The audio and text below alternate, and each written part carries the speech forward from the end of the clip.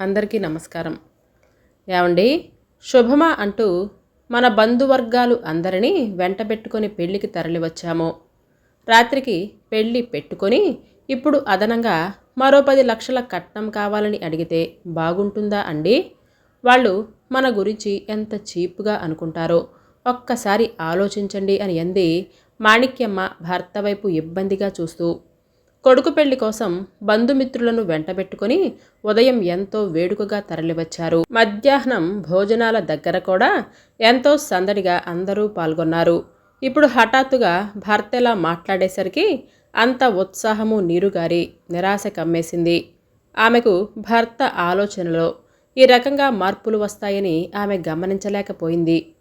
ఎదురుకోలు సన్నాహాలతో ఆడపిల్లవారు చేసిన ఏర్పాట్లు చూసి వెంకట్రావు కళ్ళు చెదిరిపోయాయి. వాళ్ళు తను ఊహించిన దానికంటే ఐశ్వర్యవంతులని, తాము చాలా తక్కువ కట్నంతో ఈ పెళ్లికి ఒప్పుకున్నాము అనే భావన అతని మనసులో తలెత్తింది. అతని సన్నిహితులైన ఒకరిద్దరిని సంప్రదించాడు కూడా. తన ఆలోచన కరెక్టో కాదో తెలుసుకునేందుకు. వాళ్ళు కూడా తానా అంటే తందానా అన్నట్లుగా అతని మాటనే బలపరిచారు. ఇకప్పటి నుండి మొదలుపెట్టాడు వెంకట్రావు. మరో 10 లక్షలు ఇస్తే కానీ పెళ్లి జరగదని. అందుకే భార్య మాటలు పట్టించుకోలేదతను. ఛీ పో, నోర్ముయ్, ఆడపెత్తనం పంబల వాయిద్యం అని అన్నిటికీ బోడి సలహాలిస్తావు. ఎవరు ఏమనుకుంటే నాకేంటి? ఇలాంటివన్నీ ఆలోచిస్తూ కూర్చుంటే మనం బాగుపడలేమో. ఆ కృష్ణప్రసాద్ ఎంతడిగినా ఇవ్వగలడట. మీరెందుకు ఇంత తక్కువకు ఒప్పుకున్నారు అని అంతా ఒకటే పోరు పెడుతున్నారని అన్నాడు వెంకట్రావు. ఆ చెప్పే వాళ్ళకి పనిపాట లేక ఏదో అంటే అది పట్టుకొని మీరిలా వేలాడటం ఏమీ బాగోలేదు. మనకు మంచి సంబంధం కుదిరిందని ఓర్వలేక వాళ్ళేదో అంటారు. అసలు మనకున్న అర్హతలు ఏమిటండి? ఆ రోజు పార్టీలో లక్షల కట్నమిచ్చి వాళ్ళ కంపెనీలో మంచి ఉద్యోగం ఇస్తామని చెప్పగానే మనం ఎగిరి గంతేసి ఒప్పేసుకున్నాం. మనవాడు చదివిన డిగ్రీకి అదే ఎక్కువ అనుకున్నాం. ఇప్పుడు ఎవరో ఏదో చెప్పారని కొన్ని గంటల్లో ముహూర్తం పెట్టుకొని ఇలా కట్నం కోసం పేచీ పెట్టడం సరైన పనేనా? ఇలా చేస్తే మన బంధువర్గంలో మనకి ఏమైనా విలువ ఉంటుందా అని అంటూ కొడుకు వైపు తిరిగి, ఏంట్రా నవీన్, అంతా వింటూ బెల్లం కొట్టిన రాయిలా ఏమీ మాట్లాడకుండా కూర్చున్నావు? మీ నాన్నగారి ఆలోచన సరైనదే అంటావా అని అంది మాణిక్యమ్మ బాధగా.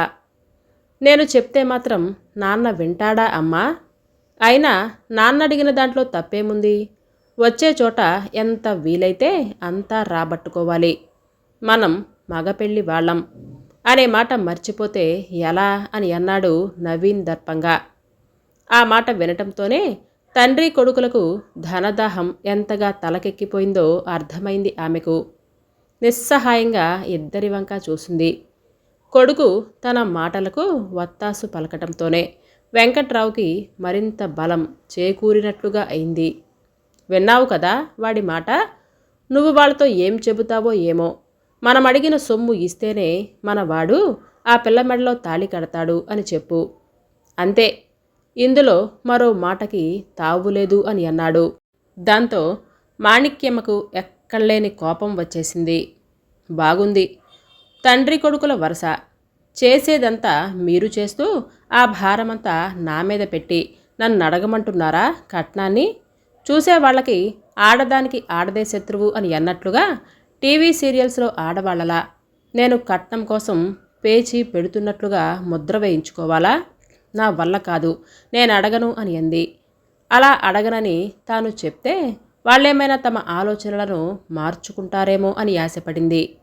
భార్య మాటలు విన్న వెంటనే కోపంగా ఆమె వైపు చూస్తూ, నీకు చేతకాకపోతే నోరు మూసుకొని కూర్చో, నేనే వెళ్ళి తేల్చుకొస్తాను అని అన్నాడు వెంకట్రావు విసుగ్గా లేస్తూ. అతనికి చాలా నమ్మకం ఉంది. పెళ్లికూతురు మేనమామ కృష్ణప్రసాద్ అడిగితే కాదనకుండా ఇస్తాడని. అక్కడే ఉన్న అతని దూరపు బంధువు చిదంబరం, నువ్వు అడిగితే ఏం బాగుంటుంది బావా, నీ తరపున నేను వెళ్ళి అడుగుతాలే అని అన్నాడు భరోసాగా. ఆ మాట వినటంతోనే ఎక్కడలేని ధైర్యం వచ్చేసింది వెంకట్రావుకి. సరే బావా, నువ్వు వెళతానంటే నాకు బెంగ లేదు. పని సాధించుకు వస్తావు అనే నమ్మకం నాకుందిలే అని అన్నాడు ఉత్సాహంగా. కృష్ణప్రసాద్ పెళ్లివారికి మర్యాదలు జరిపించడంలో తల మునకలై ఉన్నాడు. పనివాళ్లు ఎందరున్నా ఇంటి అలంకరణ దగ్గర నుంచి భోజనాల వరకు అన్నీ అతనే స్వయంగా పర్యవేక్షిస్తున్నాడు. చూడండి, ఎక్కడా ఏ లోపం జరగదు. పిల్లకు తండ్రి లేడు అన్న లోటు తెలియకుండా అన్నీ ఘనంగా జరిపించామని మగపెళ్లివారు 10 నాళ్ళు మన గురించి చెప్పుకోవాలి. మనం మధ్యాహ్నం పెట్టిన భోజనాలకి వాళ్ళు గుమ్మైపోయారు. ఇక రాత్రి భోజనాలకు మనం చేసిన ఏర్పాట్లు చూస్తే ఏమంటారో చూడాలి అని అన్నాడు అతను ఉత్సాహంగా మాట్లాడుతూ. అతని మాటలకి అంతరాయం కలిగిస్తూ చిదంబరం అక్కడికొచ్చాడు. అతన్ని చూడటంతోనే ఎంతో మర్యాద చేసి కూర్చోబెట్టాడు కృష్ణప్రసాద్. మామూలు సంభాషణ జరిగాక అసలు సంగతి బయటపెట్టాడు చిదంబరం. మరో 10 లక్షలు ఇస్తే కానీ పెళ్లి జరగదని అతను చెప్పిన మాటలు వినటంతోనే అంతవరకు ప్రసన్నవదనంతో మాట్లాడిన కృష్ణప్రసాద్ ఒక్కసారిగా ఉగ్రుడయ్యాడు. ఏమనుకుంటున్నారండి వాళ్ళు? బంగారం లాంటి పిల్లనిచ్చి లక్షల కట్నంతో పాటు ఉద్యోగం ఇచ్చి పెళ్లి చేస్తామంటే ఆనాడు సరేనని ఆనందంగా ఒప్పుకున్నారు. తేరా ఇప్పుడు పెళ్లికి తరలివచ్చాక ఈ మడత పేచీలన్నీ ఏంటట? పేటల మీదకు వచ్చిన పెళ్లి ఆగిపోవటం ఇష్టం లేక వాళ్ళెంత అడిగితే అంత గంగిరెద్దులా తలాడిస్తూ ఇచ్చేస్తాను అని అనుకుంటున్నారా ఏమిటి? ఇంత ఖర్చు పెడుతున్న నాకు వాళ్ళడిగిన 10 లక్షలు ఇవ్వటం పెద్ద కష్టమేమీ కాదు.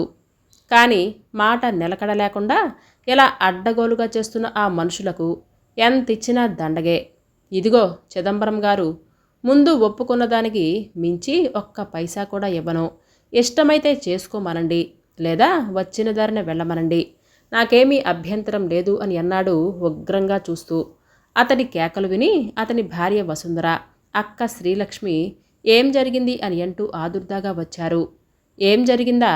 మన కరుణకి కాబోయే అత్తగారు మామగారు మనమిస్తానన్న 25 లక్షలు కాక మరో 10 లక్షల కట్నం అదనంగా ఇస్తేనే పెళ్లి జరుగుతుందని, లేకపోతే లేదని ఇదిగో వీరితో కబురు పెట్టారు అని అంటూ చిదంబరాన్ని చూపించాడు.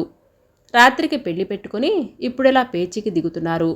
మాట మీద నిలకడలేని వాళ్లకు మన పిల్లనిస్తే ఏం సుఖపడుతుంది? అందుకే వచ్చిన దారిన వెళ్ళిపోమ్మంటున్నాను అని అన్నాడు కృష్ణప్రసాద్ ఆవేశంగా. అతడి ఆవేశం చూసి చిదంబరం మెల్లగా అక్కడి నుంచి తప్పుకున్నాడు.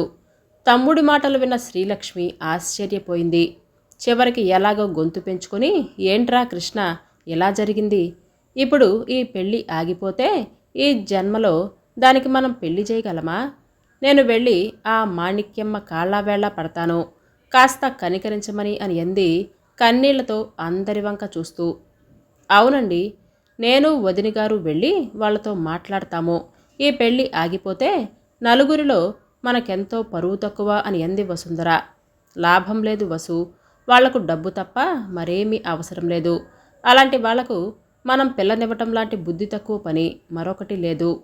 పిల్లాడు బుద్ధిమంతుడు, ఏ దురలవాటు లేవు అని తెలిసి అతనికి డిగ్రీ తప్ప పెద్ద క్వాలిఫికేషన్స్ ఏమీ లేకపోయినా ఈ సంబంధానికి మొగ్గు చూపాను. అంతే తప్ప లోకంలో పెళ్లి కొడుకులు దొరకక కాదు. జరిగింది చాలు, పోతే పోని. ఇంతకంటే మంచి సంబంధం తెచ్చి చేస్తాను కరుణకి. అక్క, నీ మాట కాదంటున్నానని ఏమీ అనుకోకు అని అన్నాడు కృష్ణప్రసాద్ స్థిరంగా. అది కాదండి, ఎంతైనా మనం ఆడపిల్ల వాళ్ళం. ఎంత దాకా వచ్చిందాన్ని ఎలా కాదనుకుంటాం? పోని వాళ్ళడిగిన దాంట్లో ఎంతో కొంతిచ్చి ఆ 3 ముళ్ళు వేయిద్దాం అని అంది వసుంధర ఆడపడుచు పడుతున్న ఆరాటాన్ని చూడలేక. వసు, నువ్వు కూడా ఏమిటి అలా అర్థం లేకుండా మాట్లాడుతున్నావు? ఎంతో కొంతివ్వాలా? ఎందుకివ్వాలి? అలా చేస్తే వాళ్ళ ధనదాహం ఎంతటితో తీరుతుంది అని అనుకుంటున్నావా? ఇలా అడిగినంత ఇస్తూ పోతే ఎంతైనా చాలదు వాళ్ళకి. అయినా కరుణ ఒక్కతే కాదు, దాని తర్వాత పల్లవి పెళ్లికి ఎదిగి వచ్చింది. దాని పెళ్లి కూడా చెయ్యాలి కదా. వీళ్ళ కోసం ఇలా లక్షలు లక్షలు ఖర్చు పెడుతూ పోతే మన పిల్లలకైతే మిగిలేది చేతికి చెప్పే అని అన్నాడు కోపంగా చూస్తూ. ఇప్పుడంత మాటలు ఎందుకండి? శుభమా అంటూ పెళ్లి తలపెట్టాం. ముందు జరగవలసింది చూడండి అని అంది వసుంధర.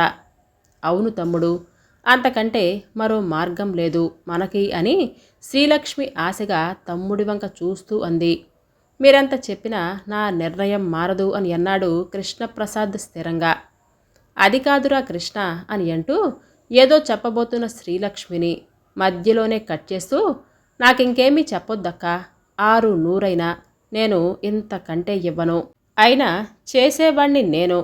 ఆ బరువు బాధ్యతలేవో నాకు తెలిసినట్లు నీకేం తెలుస్తాయి? అసలు నిన్ను కాదు అనాల్సింది. వీళ్ళందర్నీ మెడకు చుట్టి తన దారిన తాను పోయాడే మీ ఆయన, అతన్ననాలి అని అన్నాడు విసురుగా. భర్త మాట ఎత్తటంతోనే శ్రీలక్ష్మి కళ్ళు చెమర్చాయి. ఎలాగో మాట కూడదీసుకుని మధ్యలో, ఆయన మాటలెందుకురా, ముందీ ఆపద గట్టెక్కేలా చూడు అని దీనంగా అతని వంక చూస్తూ అంది. చెప్పాను కదా అక్క, అనుకున్న దానికి మరొక్క రూపాయి కూడా ఇవ్వను.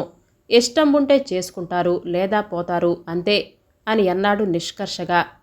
అక్కడే ఉండి ఆ సంభాషణ అంతా వింటున్న కరుణ నిర్వికారంగా కూర్చుండిపోయింది. కానీ మేనమామ తండ్రి మాట ఎత్తటంతోనే ఆమెకు ఎక్కడలేని బాధ, ఆవేశం కలిగింది.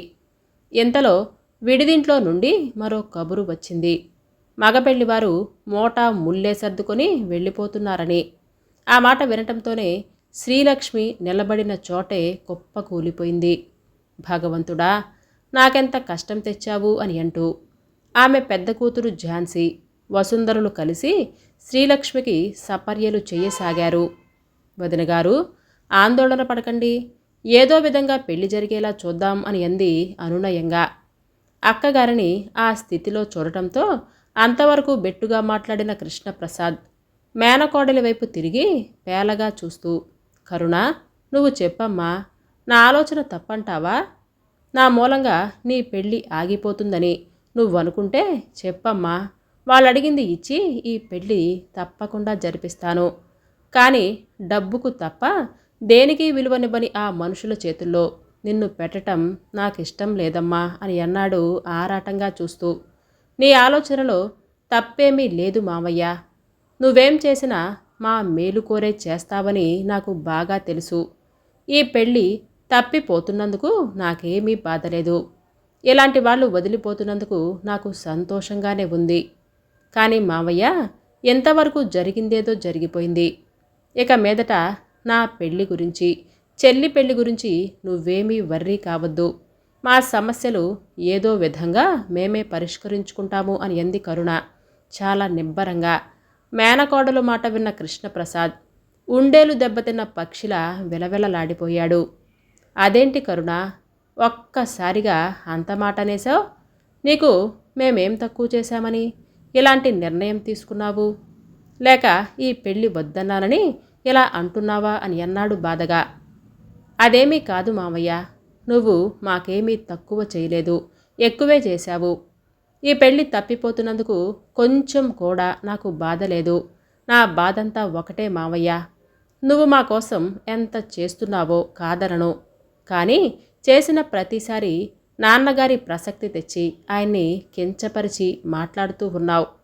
అది మాకందరికీ ఎంత బాధ కలిగిస్తుందో నువ్వెప్పుడైనా ఆలోచించావా? మా నాన్నగారు ఎంత ఉత్తములో నీతో పాటు లోకానికి అందరికీ తెలుసు. ధర్మారావు అంటే ధర్మానికి మారుపేరని ఎప్పటికీ అందరూ చెప్పుకుంటారు.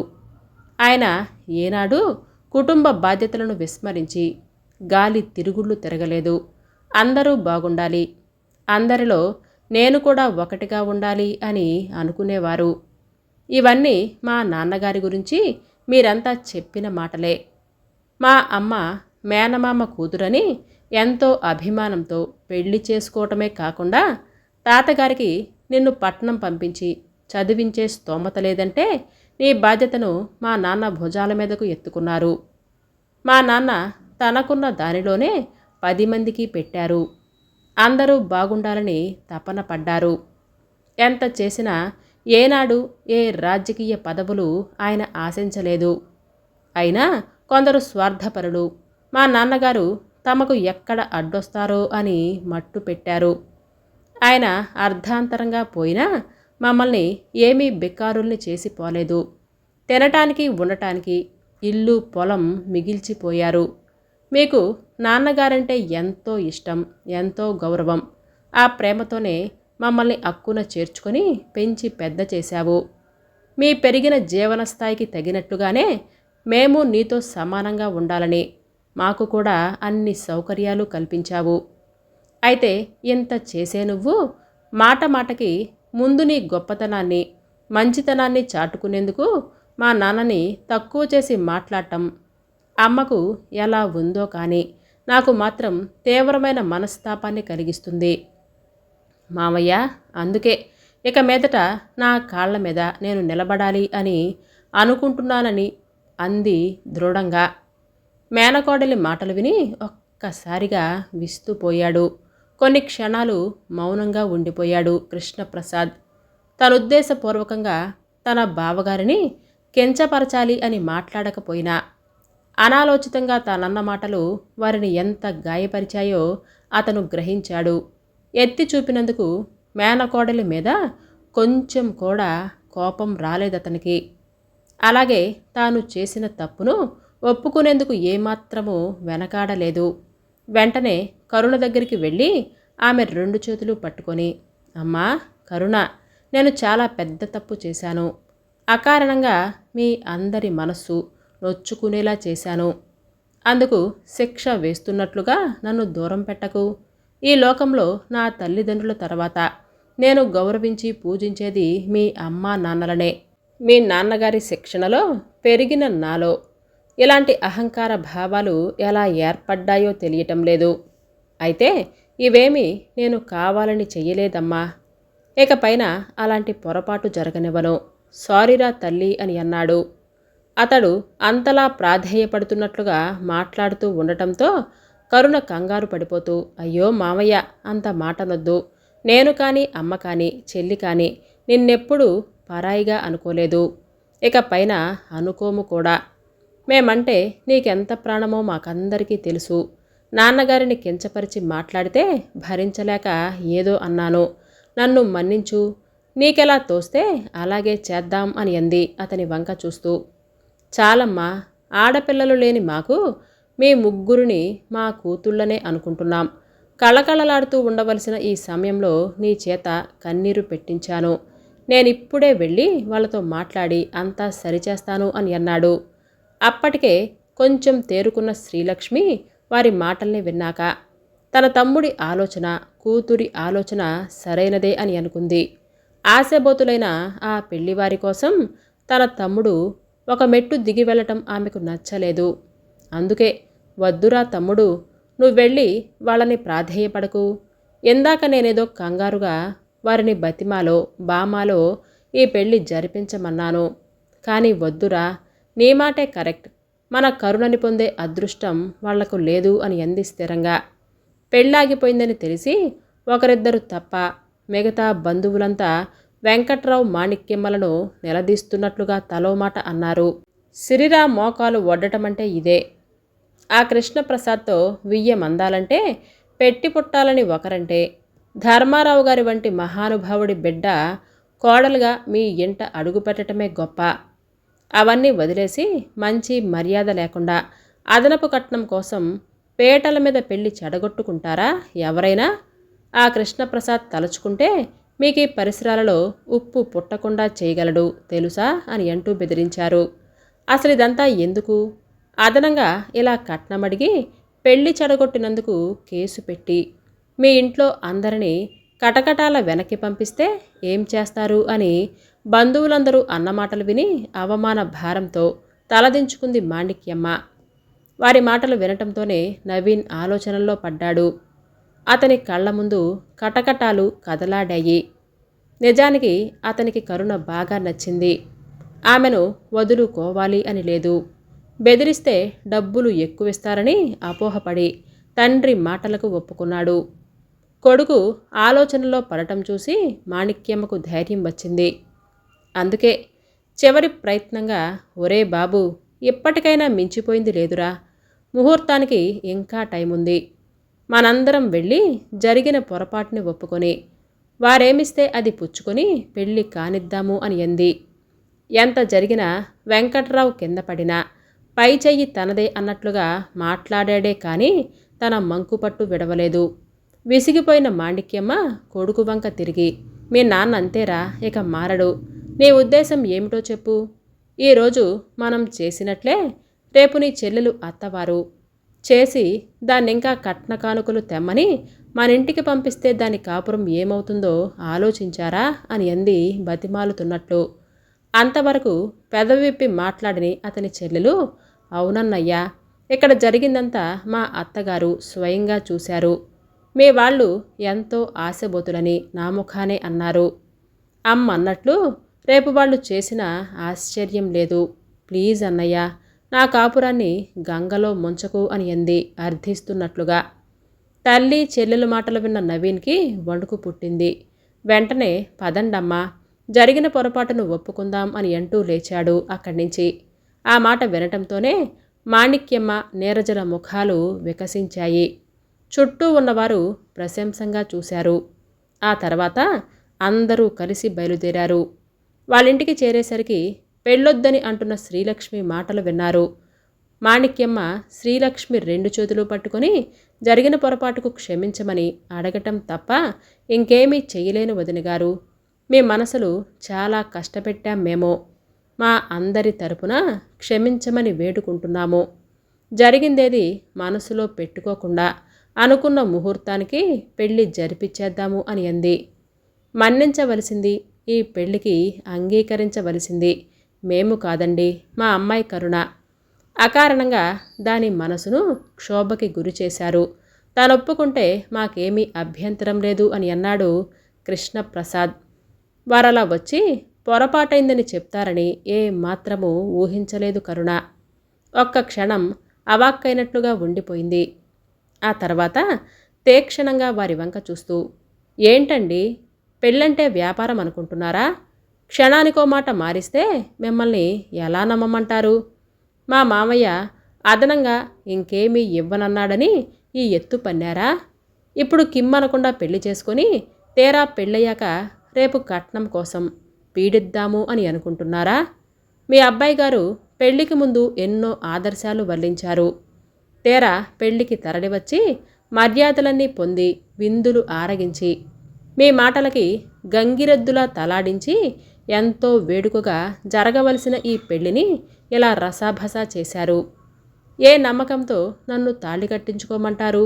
జరిగింది చాలు, నాకీ పెళ్ళొద్దు అని అంది నిష్కర్షగా. ఆ మాటలు వినటంతోనే అవమాన భారంతో నవీన్ ముఖం నల్లబడిపోయింది. మాటను కూడ తీసుకుని, మీరలా అనుకోవటంలో తప్పులేదు కరుణగారు. అంతేకాదు, జరిగిన దానిలో మా అమ్మగారి తప్పేమీ లేదండి. మా నాన్నగారి మాటలు విని ఇంతవరకు తెచ్చింది నేనే. జరిగిన పొరపాటును దిద్దుకునే అవకాశాన్ని నాకివ్వండి. ఇంత జరిగాక నా మీద మీకు నమ్మకం కలగటం కష్టమే. అందుకే అదనంగా మేము డిమాండ్ చేసిన కట్నమే కాదు, అంతకుముందు మీరిస్తాను అని అన్నది కూడా తీసుకోము. నా మాట నమ్మండి అని అంటూ కృష్ణప్రసాద్ వైపు తిరిగి, బాబాయ్ గారు, జరిగిన దానికి అందరి తరపున నేను క్షమాపణ కోరుతున్నాను. నా కరుణనిచ్చి చెయ్యండి చాలు, ఇంకేమీ వద్దు. కాకపోతే మీరిస్తానన్న ఉద్యోగం మాత్రం ఇప్పించండి. ఎందుకంటే పాత ఉద్యోగానికి నేను రిజైన్ చేసేశాను అని అన్నాడు వినయంగా. చుట్టూ ఉన్నవారు కూడా మాణిక్యమ్మ చొరవతోనే ఇక్కడికి వచ్చామని జరిగిందంతా వివరించటంతో అందరి మనసులు తేలిక పడ్డాయి. కరుణ కూడా నవీన్ మాటల్లోనే నిజాయితీని శంకించలేకపోయింది. వెంకట్రావుని 10 మంది చివాట్లు పెట్టి పందిట్లోకి తీసుకొచ్చారు. పందిట్లో సన్నాయి మధురంగా మోగింది. అన్నమాట ప్రకారం నవీన్ వారి నుండి కట్నం తీసుకోలేదు. కృష్ణప్రసాద్ అతన్ని అభినందిస్తూనే, మీకోసం కేటాయించిన సొమ్ము మీదే, ఏం చేసుకుంటారో మీ ఇష్టం అని అంటూ కరుణ చేతిలో పెట్టాడు. వారిని సాగనంపుతూ, మామయ్య, నిన్ను మంచికో చెడుకో నేనొక మాట అన్నాను, గుర్తుందా? ఇక మీదట మా బతుకులు మేము బతుకుతామని. నీవిచ్చిన ఈ సొమ్ముని పెట్టుబడిగా పెట్టి స్మాల్ స్కేల్ ఇండస్ట్రీని పెడతాను. ఇక మీదట అమ్మ చెల్లి బాధ్యతను నేనే తీసుకుంటాను. అందుకు అంగీకరిస్తేనే నేను ఈ డబ్బు తీసుకుంటాను అని అంది కరుణ స్థిరంగా. సరేరా, నీకెలా నచ్చితే అలా చెయ్యి అని అంటూ నిండుగా నవ్వాడు కృష్ణప్రసాద్. హాయ్ అండి, ఈ కథ మీకు నచ్చిందండి? అయితే లైక్ చేయడం, సబ్స్క్రైబ్ చేయడం, షేర్ చేయడం మర్చిపోవద్దు. రేపు మరలా సరికొత్త వీడియోతో మీ ముందుకు వచ్చేస్తాను. అంతవరకు బాయ్.